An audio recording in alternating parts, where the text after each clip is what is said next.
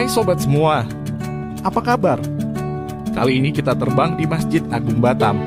Kita terbang menggunakan pesawat tanpa awak DJI Mavic 3. Drone-nya Sultan. Masjid Agung sempat mengalami kebakaran ringan di bagian atap beberapa waktu yang lalu.